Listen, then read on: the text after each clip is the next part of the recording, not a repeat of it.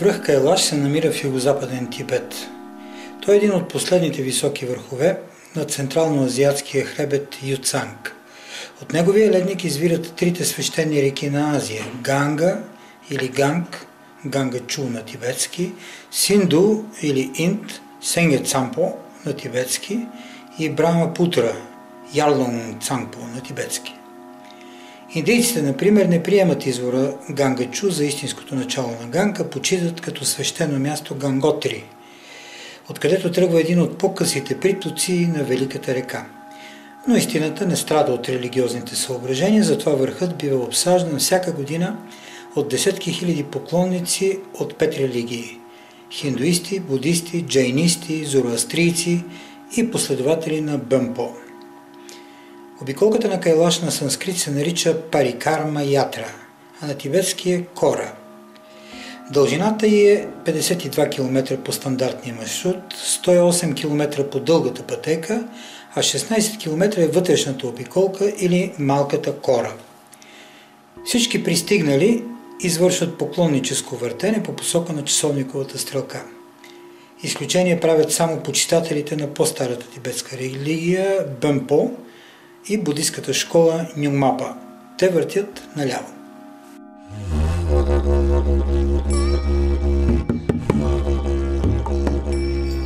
В най-древните източници върхът се нарича Сумеру, на санскрит Шумеру или прекрасната Меру на шумерски. От тук идва и самоназванието на шумерите, сумерите, напуснали свещената си планина около 5500 или 5000 години преди Христа. Палеогеологията разкрива вероятната причина за това – мощно земетресение, обезлюдило почти цялата територия на Западен Тибет. Древните обитатели си представили върха като майчина гърда, която вечно е пълна с мляко. Съпругът на Сумеро е красавецът Немонюма или Гурла Мандата на санскрит. Дели ги само свещеното езеро Манасаровар. Почитането на тази планина е известно от шумерските източници, като най-вероятното название на прадържавата на древните шумери е Дилмун. С това име клинописните източници назовават изгубения рай или планината майка, в която се завръщат душите на покойниците. То е известно от шумерски, тухарски, древноирански и древнокитайски източници. Някои изследователи считат, че това е остров Бахрейн, но находките от последните 40 години сочат Западен Тибет за най-вероятната прародина на шумерите. Самите те се наричат Сагига или черноглавите, както днес се наричат тибетците от региона на свещения връх. Земите около връх Кайлаш са обитавани повече от едно хилядолетие от друг европеоиден етнос – тухарите. Не е известно защо те се оттеглят в долината на днешната пустиня Такламакан, нито пък кога точно жуните се заселват по тези места. Последните дават началото на първата собствено тибетска цивилизация и държава, известна ни от древнокитайските източници като Шаншунг или планината на жуните.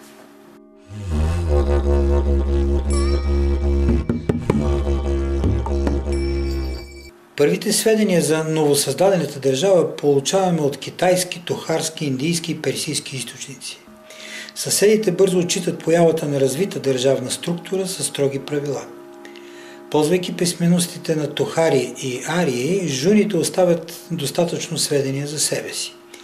Индийските поклонници през този период започват да наричат свещената планина Кайлаша Парвата или кристалната планина на санскрит или Махамеру Великата Меру, докато за местните жители той звучи като Тисе, върхът на реките, на Жунски или Шаншунгски. Джайните го наричат Аштапада.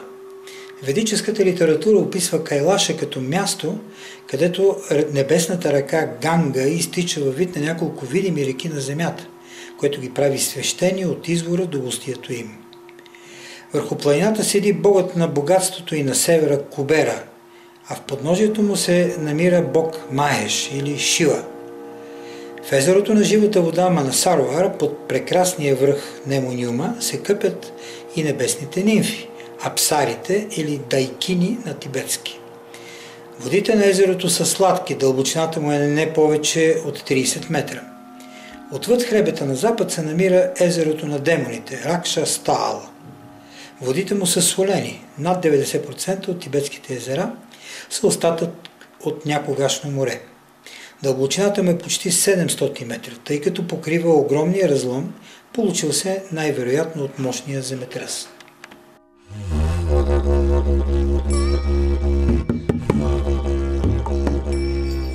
Езерата и върхът остават поклоннически обект още в древността. Милиарди хора вероятно са проправили пътеки около тези свещени места. Тук търсят уединение отшелници, учители, духовни лица и обикновени пилигрими, дошли при прекрасната Меру, за да разговарят с боговете. Наоколо все още има светилища на Бьонпа патриарсите, част от които се използват и до днес. Черният Бьон цели 14 века е основната религия на Тибет и части от Централна Азия. Тогава върхът започва да се нарича Бьонри или ритуален връх на тибетски, а около него се изграждат над 100 манастира.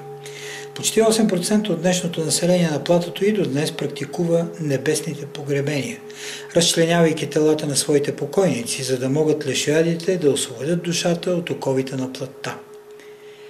По време на първото хилядолетие преди Христа се наблюдава отлив на тухарите от региона на Западен Тибет, но е регистрирана появата на ново държавно образование на Балтите. Техни наследници днес живеят в района на Балтистан, в Афганистан, Пакистан и Иран. По-известни сред тях са съвременните Балти и Хунзи. Най-древните митологични пластове са и легендите за връх Кайлаш. След отлива на тухарите и появата на белите хуни, държавното обединение на Балтите в Тибет се разпада и те стават част от македоно-бактрийските царства, а век по-късно от Великата Кушанска империя.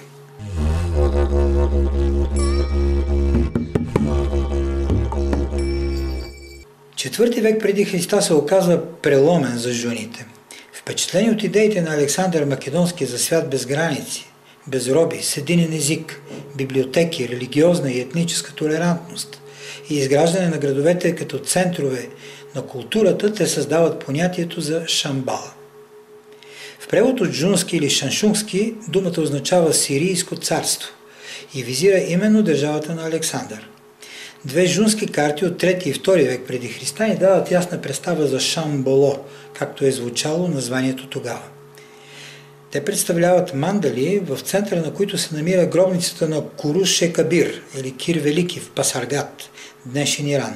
Около нея, по посока на часовниковата стрелка, спираловидно са наредени държавите и племената от тогавашния познат за жуните свят. Тези прототибетци успяват да изградят своя държава на духа, наричана също Шангрила или превалът на планината Юцанг на тибетски. Името на първия тибетски цар от тази епоха е Натри Ценпо. Държавата, създадена от него, просъществува до края на 3 век след Христа, когато бива асимилирана от военно-племенната конфедерация на воинствените кяни. От тогава до днес държавата официално се нарича Бот, Бодюл, Ботхам или по-народно му Пе. От етносинтеза на двата народа за по-малко от 3 века се създава съвременната тибетска нация, в която преобладава кянския антропологически тип – тибето-бирмански монголоиди с сравнително висок ръст и дълги крайници. По-голямата част от тях по това време са номади, ловци и водачи на кервани, пренасящи стоки по пътя на Куприната. Неговите 4 разклонения доставят товари чак до Европа след създаването на империята на Александър и управляването й от неговите наследници.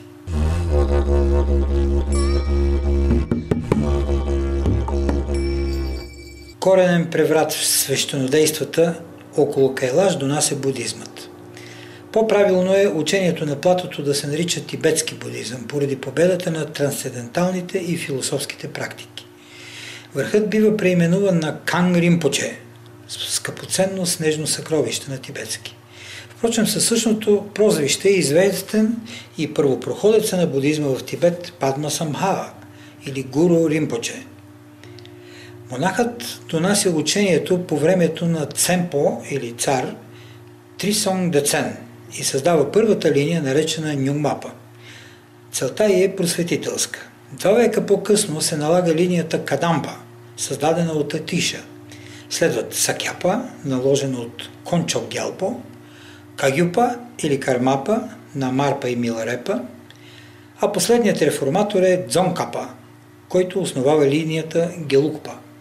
От тук започва историята на Далай-ламите на Тибет, царе, патриарси и истински духовни водачи на своя народ. Будистите от 5-те линии започват да строят манастири около свещения връх, обитават пещерите около него, оставят отпечатъци в скалите по кората и обикалят върха, измервайки пътя около него с телата си.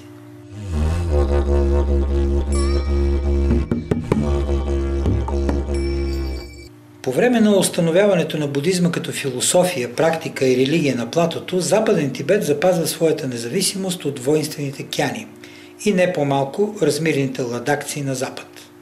Държавата е основана в края на 4 век под името Тубо или Туфан и просъществува чак до 17 век.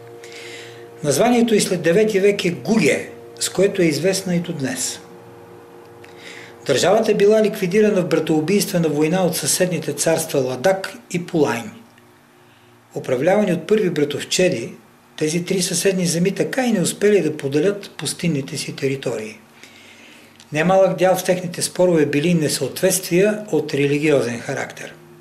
Те били привърженици на линията Кадампа, създадена именно там от великия учител Атиша. Следвайки будистката идея на уединението и дълбоката медитация, те не могли да се противопоставят адекватно на воинствените си съседи. В почти едногодишната война голяма част от защитниците на Гуге били избити, други отвлечени, а трети се спасили с бягство в района на Кайлаш. Днес антропологичният тип на номадите в района на свещения връх, както и на гражданите от близките градове Дарчен, Цапаранг, Толинг, Хор и Кардама, е същият като на откритите погребения на войни на Гуге през 17 век. Не случайно водачите на свещената обиколка около Кайлаш се избират от местното население. Те най-добре познават не само камъните по пътеката, но и пътя на духа.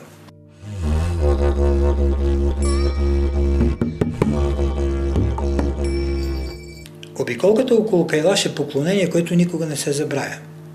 Тибетците го извършват, като измерват с тялото си целия маршрут. Такова невероятно пътуване към себе си трае почти 6 месеца. След тройната молитва с прилепнати длани, докосващи чело, устни и сърце, поклонникът ляда в позата шаштанга.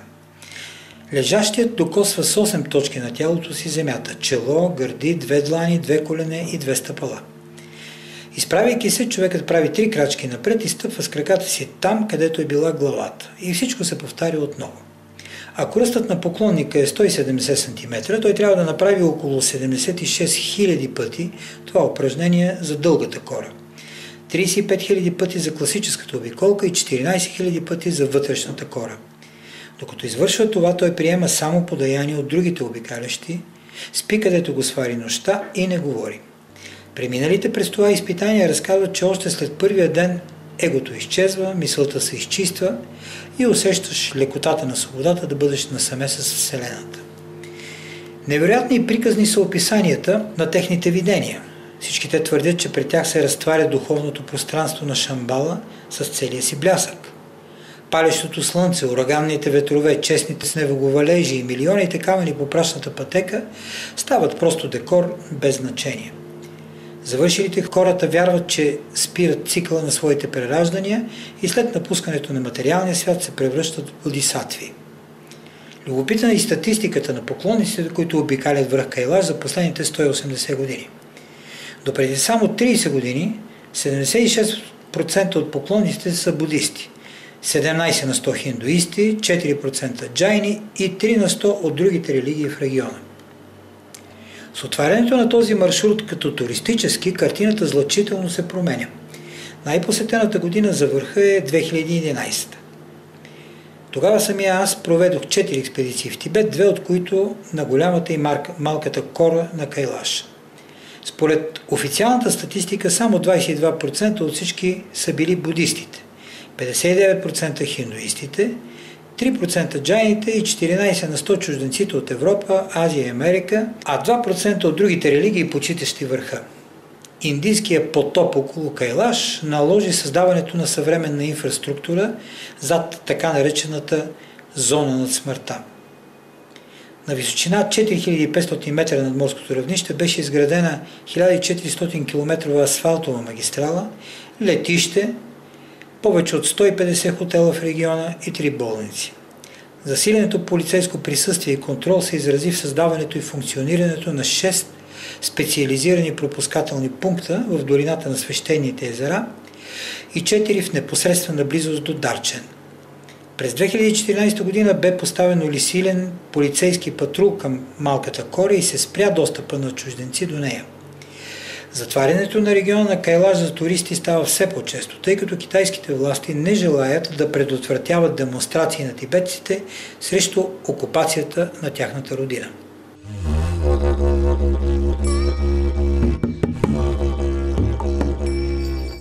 Първопроходци в сериозното научно изследване на Тибет са великите руски пътешественици и изследователи Николай Михайлович Пржевалски, Всеволод Иванович Роборовски, Григорий Ефимович Грум-Гжимайло и Нгомбожап Цебекович Цебиков. В техните полеви дневници са отразени не само личните им наблюдения, но и тези на научните екипи, пътували с тях. Общото в руските експедиции от средата на 19 и началото на 20 век е описването и събирането на сведения за историята, религията, културата, географията и политическата обстановка на тибетското плато. В тези 5 направления дневниците са изрядни. Сред ценните сведения на руските експедиции липсват други задълбочени проучвания поради ограниченото време, правата за пребиваване, лимитираното финансиране и краткото им задържане на едно място. Описанията на региона на Кайлаш са твърде оскъдни. Събраните легенди и митологични сюжети ни дават информация за сакралната натовареност на мястото, но не и за неговото първостепенно значение. Отбелязано е наличието на много манастири от предбудистския период в Тибет и на древни руини, за които няма достатъчно събрана информация. Подобна е съдбата на първите британски експедиции, чиято основна цел е проучването на възможността за колонизация на Тибет в края на 19 век. Педантичните дневници на сър Томас Холдич и неговия научен екип ни разкриват една по-обемна картина за смисъла на поклонничеството около свещения връх. Тук голяма роля играе факта, че британските военно-научни експедиции влизат през Кашмир, Ладак и Занскар.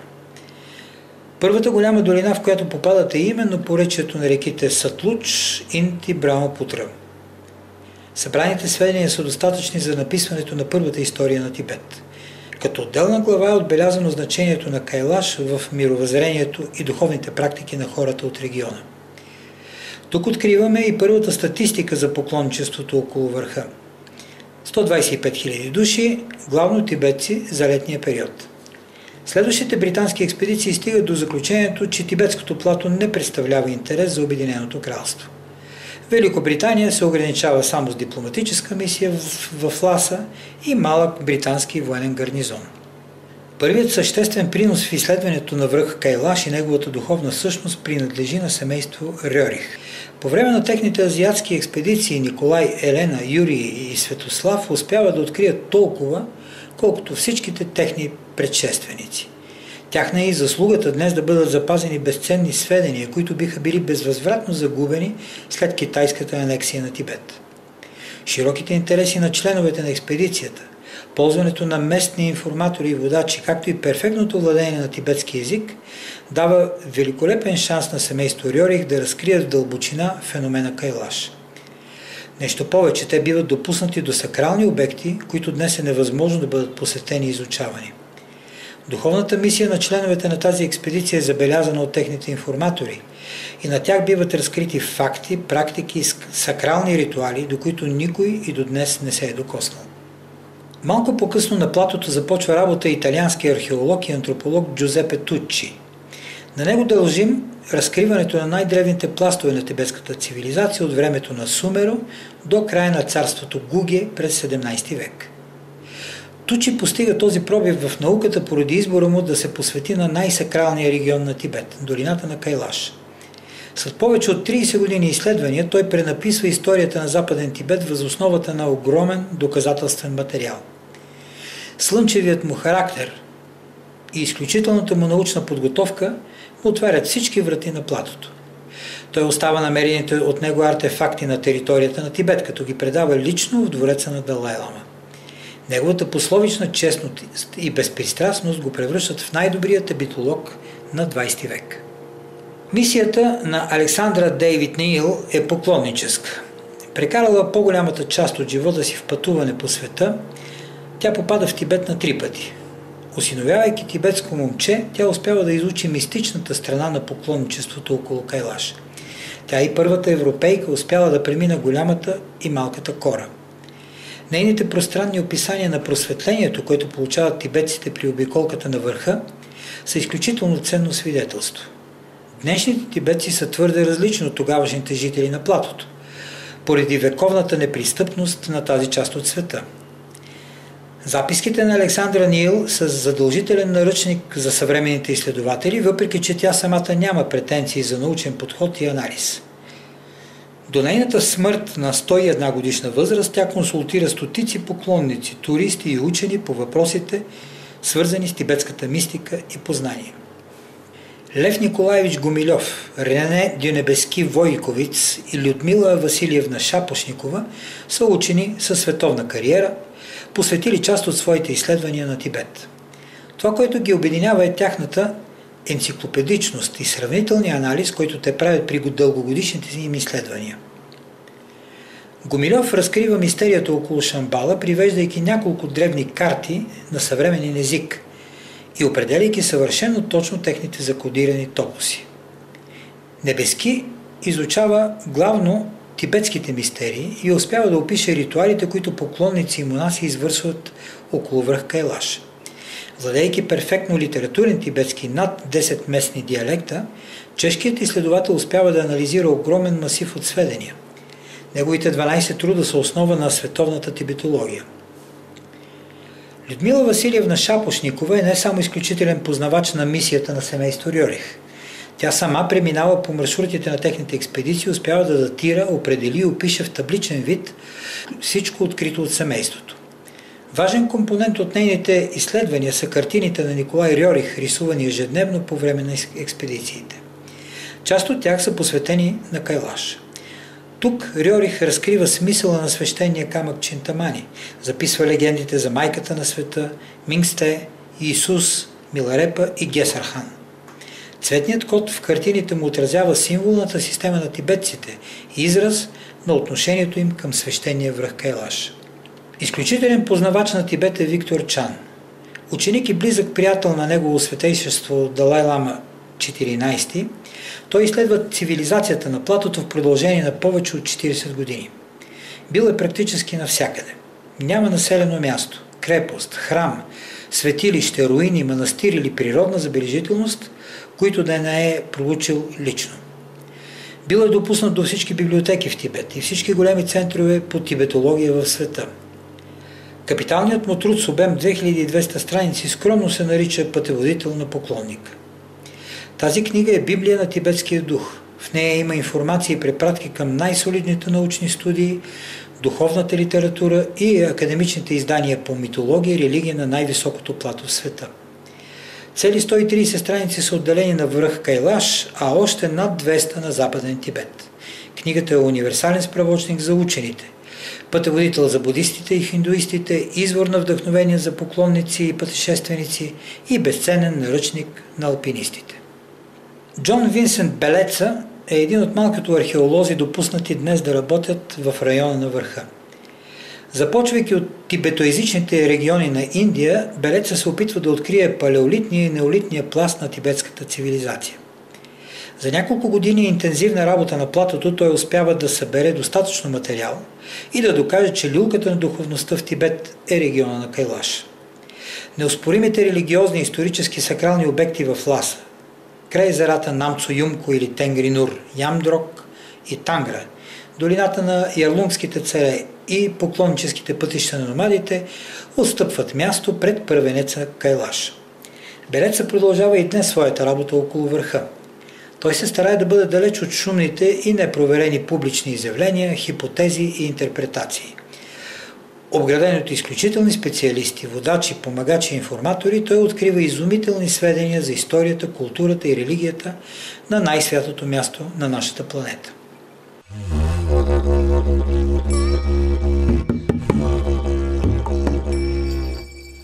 Първата ми среща с Тибет и тибетоязичните региони беше преди 25 години. Подготовката ми за нея е започнала вероятно в детството ми. В книгите по история, археология и забранената тогава езотерика аз откривах стъпка по стъпка едно ново за мен духовно измерение. Важен тласък на решението ми да изследвам Тибет на място даде срещата ми с Негово светейшество Далай Лама 14. Неговата благословие и помощта на десетки мои бъдещи тибетски учители направиха мисията ми възможна в най-лекия за изследване регион. Освен климатичните, географските, лингвистичните и културните бариери, всеки изследовател на платото се сблъсква с политически, религиозни и административни забрани, за които стратегии в справочниците няма. Като професионален антрополог аз притежавах универсален ключ към всички затворени врати. Той е мото на антропологията и гласи: това е наука, с която да разбереш другите. Въоръжен с това обезоръжаващо средство, аз успях да проведа над 150 експедиции в района на Хималаите, 29 от които в самия Тибет. 11 бяха посветени на Кайлаш. Сбитата форма на този доклад не ми позволява да ви запозная в детайли с доказателствения масив от данни, натрупан по време на повече от 6 години мои изследвания по покрива на света. Затова ще се огранича в няколко кратки абзаца, които съдържат малко познати страни от многопластовия образ на връх Кайлаш за хората от 21 век.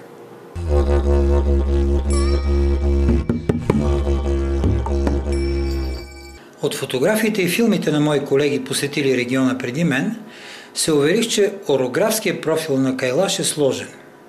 Някои версии за специалността на върха в геоложки и географски аспект са по-скоро свободни интерпретации, отколкото доказуеми факти. Върхът представлява комплицирана геометрична форма с нееднакъв релеф. Тектоничната подложка е от преди повече от 80 милиона години.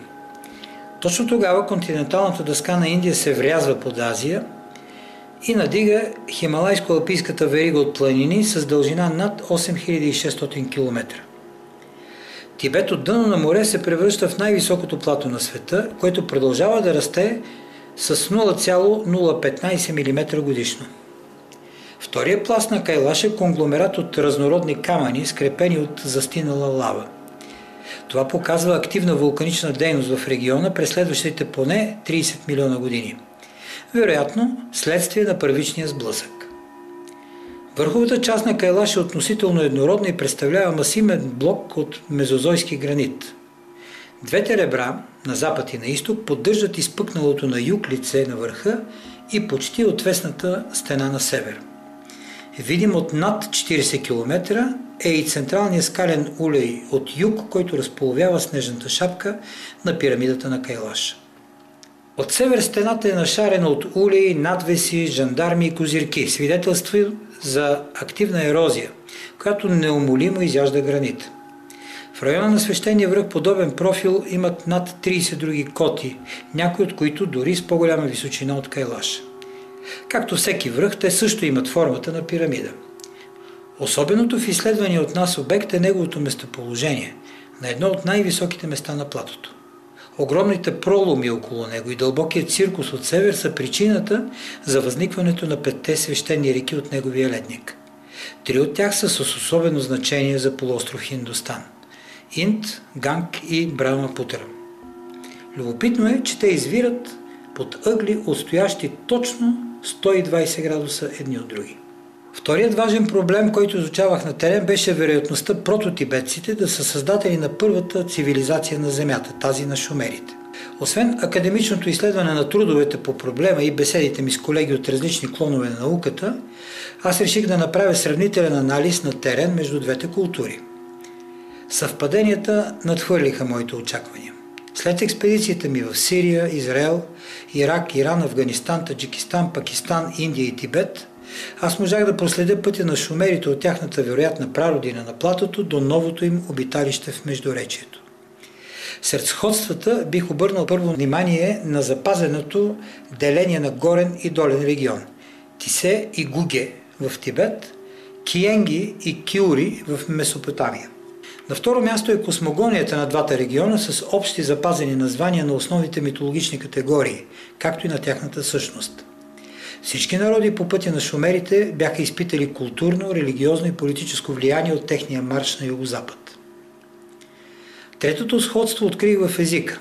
Забелязано още през 30-те години на 20 век от световно известни палеолингвисти, днес той е близо до напълно доказаната научна теза. Нашите познания върху шумерската фонетика са въз основа на съхранения акадски език. Някои изследователи намират прилики с други езикови групи – протоирански, семитски, хамитски, дори и тюркски. Внимателният анализ обаче показва обратното. Шумерският език е повлиял със своята литературна и богослужебна норма на другите етноси. Нямайки понятие за част от цивилизованите държавни структури, закони и религиозни мистерии, те възприели и пригодили шумерските думи към своите езици. Четвъртата прилика се отнася до антропологичния тип – погребенията, култовите съоръжения, градоустройствените планове и ДНК анализа на открития биологичен материал.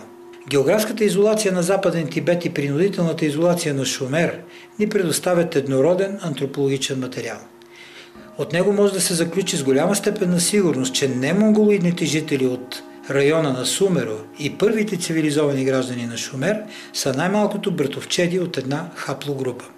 Третият проблем, който днес е тема на интердисциплинарни проучвания, разисквания и немалко спекулации, е въпросът за енергийното поле около Кайлаш.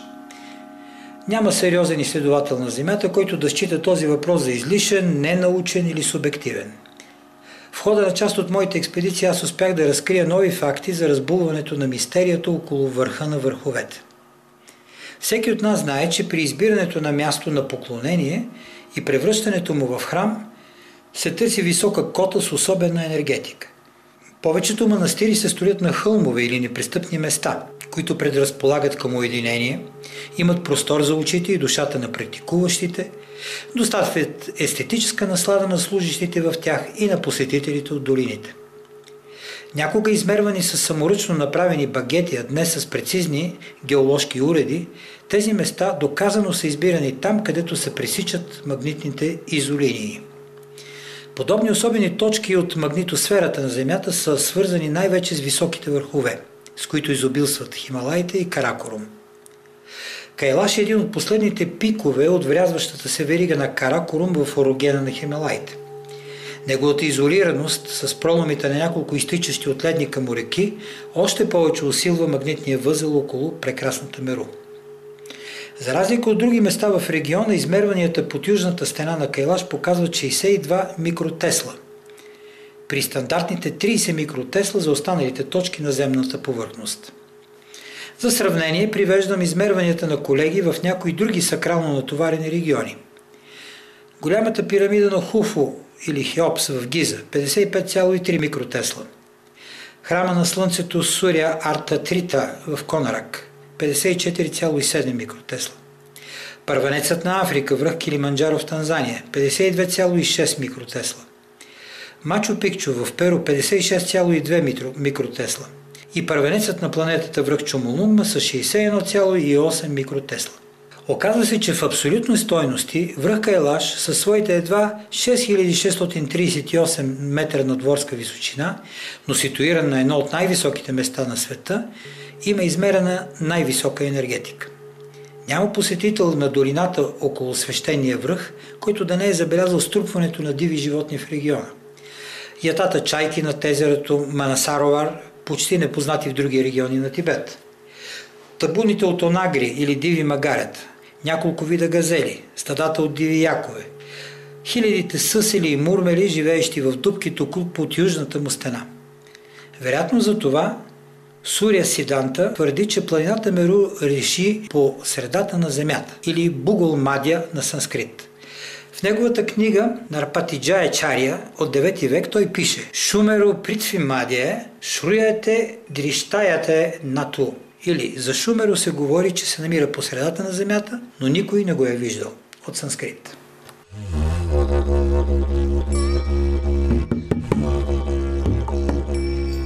Съвременната наука тепърва открива Тибет. Наскоро отбелязахме 200 години от първата организирана експедиция на покрива на света. Поради различни геополитически и религиозни причини, Кайлаш дълго време е бил табу за изследователите. Няма съмнение, че това сакрално място заслужава внимателно, задълбочено и многостранно проучване. За да бъде проведено интердисциплинарно, наука, религия и езотерика трябва да си подадат ръце. Разнообразни и понякога противоположни могат да бъдат методите за събиране на информация и анализ. Всеки източник трябва да бъде проверен от няколко гледни точки. Загадката на Кайлаш може да бъде докосната само с обединените стремления на няколко поколения изследователи. Успоредно с това всички ние трябва да се консолидираме в усилията си да опазим природата, историята и народа на този регион.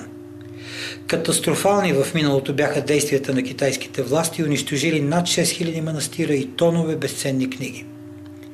Почти половината от населението на Тибет бе избито или потърси политическо убежище в съседните страни. Днес заплахата за превръщането на върха и неговата околност в достъпна туристическа атракция е повече от реална. Създаването на път за джипове, заместващ пътеката на кората, намаляването на хигиенните норми около върха, доминиращото присъствие на китайци в региона са само 3 от стратегиите в бизнес плана за Кайлаш.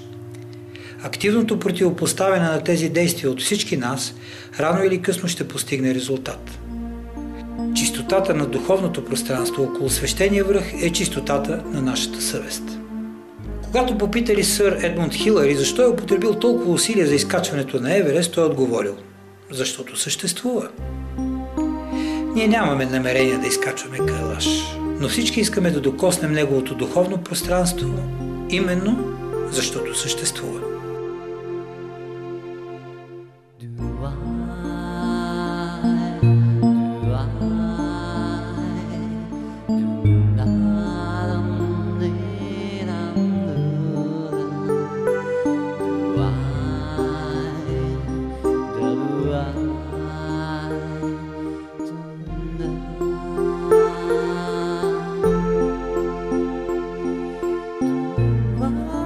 Why?